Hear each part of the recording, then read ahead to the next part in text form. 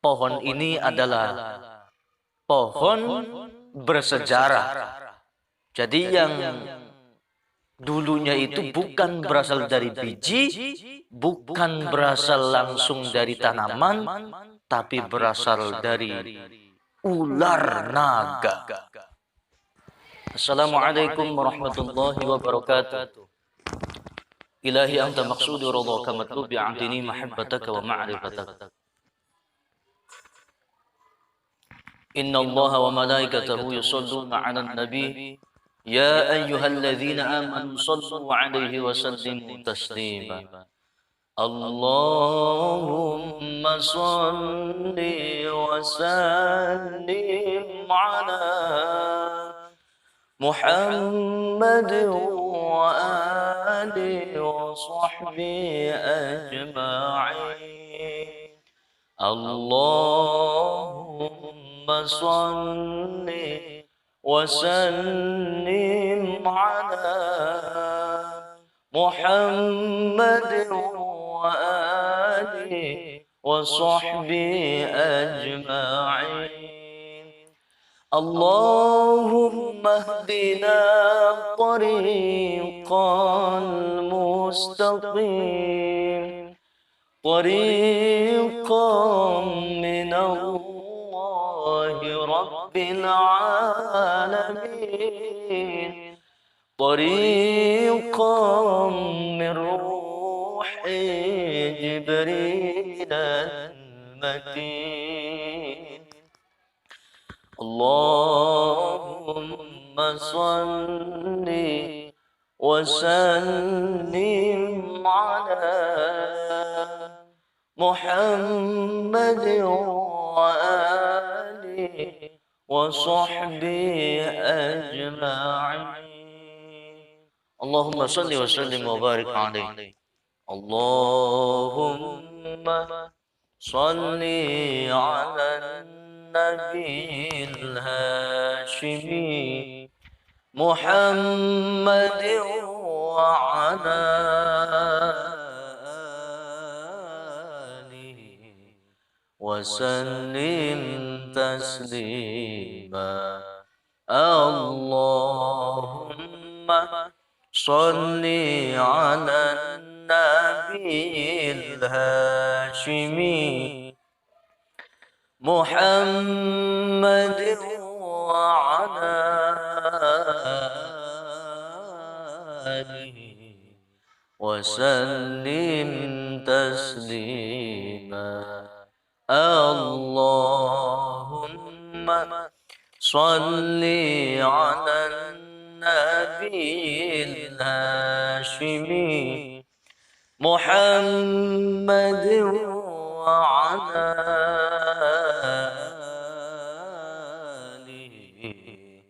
وسلم تسليما. Allahumma salli wa sallim wa barik alaihi. Para sahabatku, subscriber saya yang insya Allah selalu diberkahi oleh Allah Subhanahu wa Ta'ala. Alhamdulillahirabbil alamin.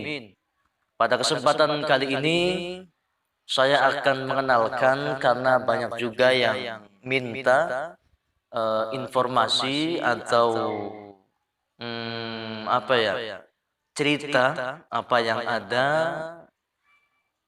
di Kabupaten Cirebon ini, Jawa Barat.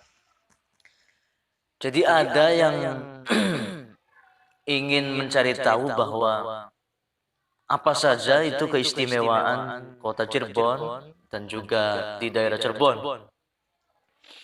Dan salah satunya nanti saya akan tunjukkan sesuatu yang sangat khas, yang berawal dan bermula dari daerah Cirebon, yaitu sejenis tanaman, sejenis pohon, yang mana pohon ini adalah pohon bersejarah.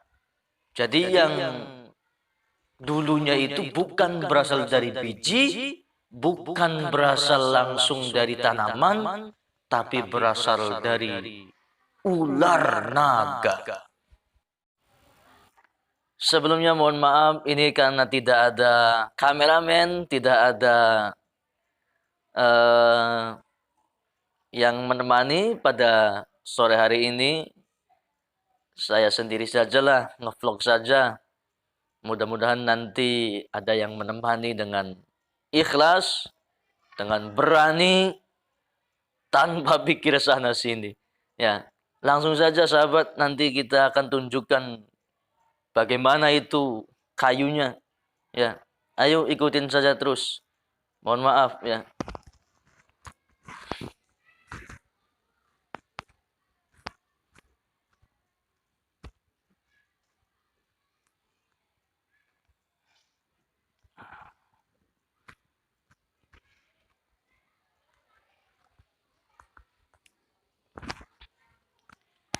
Nah, para sedulur semua, sahabat-sahabat yang diberkahi oleh Allah Subhanahu wa taala. Allahumma amin ya rabbal alamin.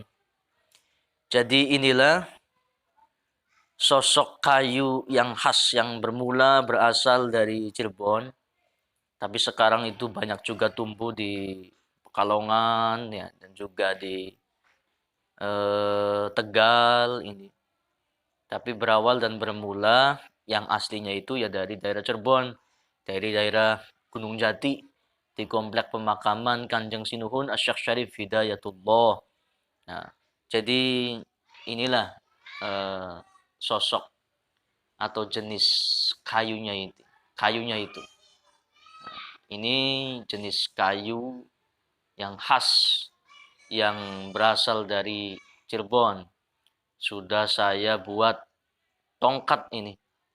Karena kayunya kayu Nagasari, jadi saya buat jenis naga. Ya, tuh. Jenis naga.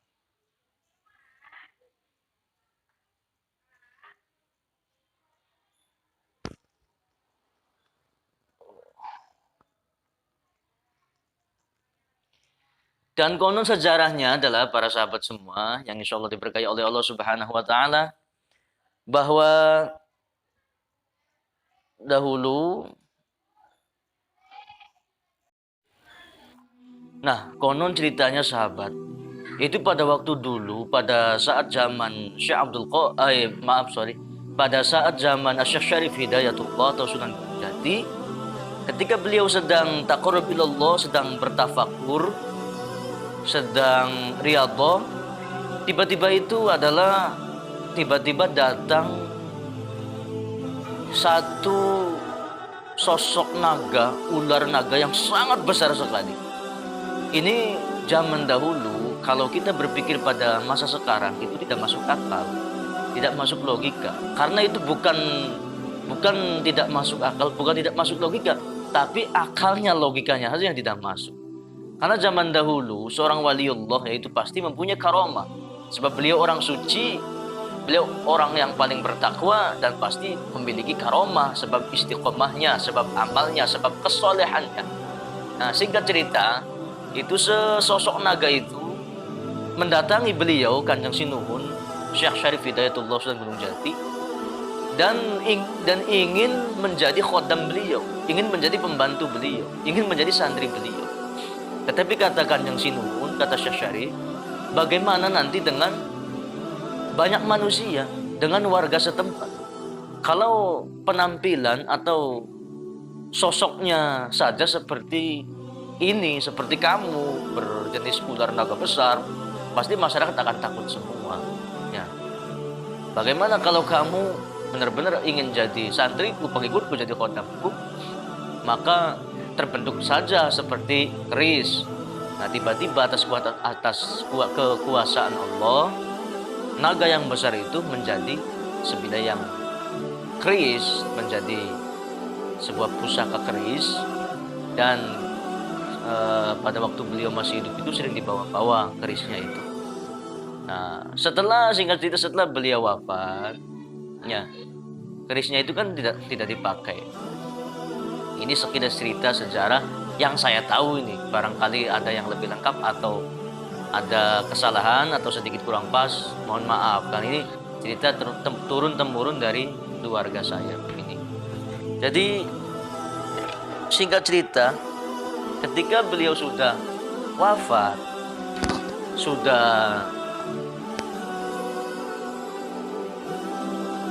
wafat, maka keris itu kan tidak dipakai. Setelah tidak dipakai, keris itu tiba-tiba berjalan sendiri dan menancapkan ke tanah yang ada di sekitar Makbaro Syekh Syarif Hidayatullah di Komplek Gunung Sembung. Lalu atas izin Allah, atas kesolehan beliau, keris itu tiba-tiba menjadi sebuah pohon, yang mana pohon itu semakin bertumbuh besar dan semakin subur, semakin berkembang. Ya, terutama di Komplek Gunung Sembung, ada juga di Sumber, ada juga lagi di tempat-tempat makam keramat yang masih anak cucu beliau, yang masih keturunan Kanjeng Sunan Syekh Syarif Hidayatullah. Nah, jadi dulunya itu adalah keris yang menancapkan, dulunya itu adalah sebuah ular yang sekonyong-konyong menjadi keris. Lalu keris itu setelah Kanjeng Sinuhun menjadi wafat, berubah lagi menjadi ular, dan keris itu menancapkan ke tanah, berubah lagi menjadi ular, lalu berubahlah menjadi sebuah pohon. Maka pohon itu disebutlah pohon Nagasari. Sari naga, Nagasari berarti pohon yang sangat kental dengan berhubungan dengan ular, dengan naga, yang mana dahulunya adalah khodam beliau sendiri, ya. Maka dari itu ini adalah hanya sejarah, hanya cerita, tapi cerita yang nyata, bukan cerita dongeng, tapi cerita yang nyata, cerita sejarah. Itu ada bukti bangunannya, ya, masih pohon yang asli juga masih ada di Komplek Gunung Sembung. Dan tentunya berkat kesolehan beliau, kayu Nagasari ini itu berkat kesolehan beliau, berkat mujahadahnya beliau, itu memiliki khasiat tersendiri yang diyakini oleh masyarakat warga Kabupaten Cirebon dan sekitarnya, ya, untuk segala macam